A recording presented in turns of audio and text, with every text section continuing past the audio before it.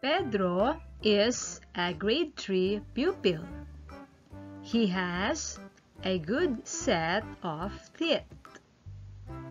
His eyes are clear. His hair are thick and black.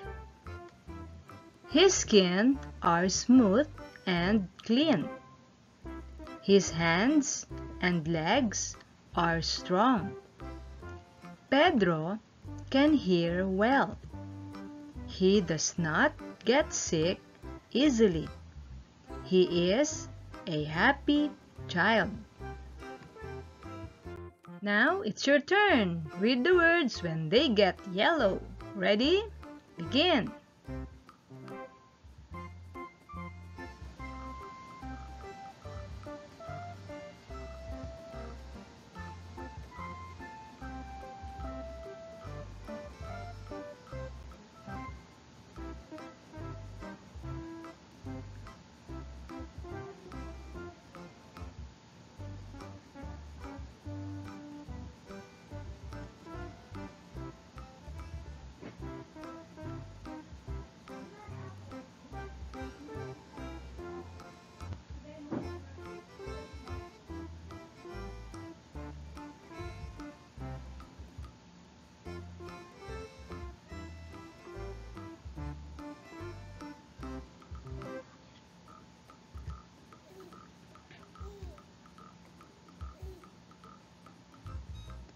Good job!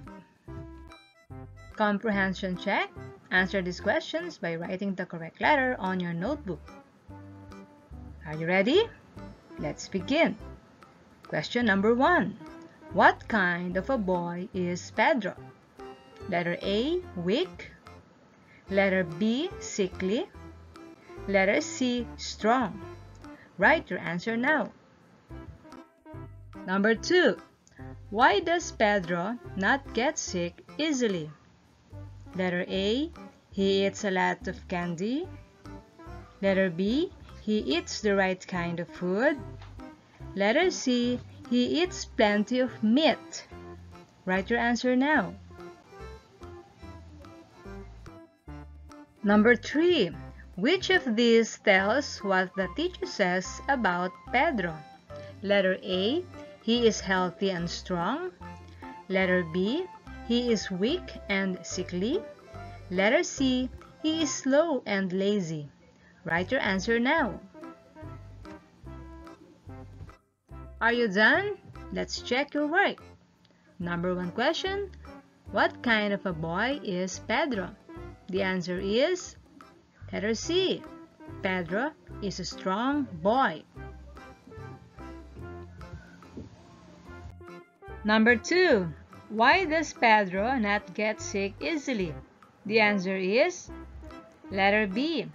He eats the right kind of food.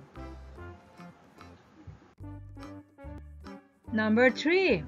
Which of these tells what the teacher says about Pedro? The answer is letter A. He is healthy and strong. Did you get the correct answers? How did you get to be so smart?